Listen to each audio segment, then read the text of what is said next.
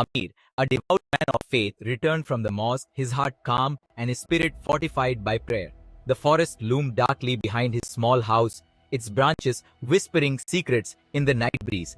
As he stepped inside, a sudden gust extinguished the flickering candle flame, plunging the room into shadow. Amir felt a shiver run down his spine, an inexplicable sense of being watched. Yet he dismissed it, seeking comfort in the familiar verses of Ayatul Kursi. As Amir lay in bed, the stillness was shattered by a whisper that seemed to crawl through the darkness, wrapping around him like a cold mist. Amir, leave this place! The voice was ethereal, as if carried by the wind itself. Amir bolted upright, his eyes scanning the empty room. He reached for his Quran, the sacred text, a beacon of light in his trembling hands. Yet the whispers persisted, growing louder and more insistent, a sinister chorus in the shadows. Suddenly, the lamp by his bedside went out, plunging Amir into an impenetrable blackness. A voice, deep and guttural, resonated through the room, echoing with malevolence. Your prayers will not save you tonight. The presence pressed in on him, suffocating, as if unseen eyes bore into his very soul. Amir's heart pounded in his chest, yet with unwavering faith, he closed his eyes and recited firmly, A'udhu billahi min ash-shaytan-ir-rajim. A scream, piercing and filled with rage, filled the air, shaking the very walls of Amir's home.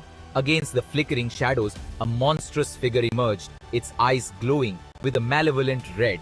It towered over Amir, its long clawed hands reaching out with a terrifying grin. This is my house now, the creature roared, its voice echoing like thunder. Yet Amir's resolve did not falter. He continued to recite Surah Al-Falaq and Surah An-Nas, his faith a shield against the encroaching darkness.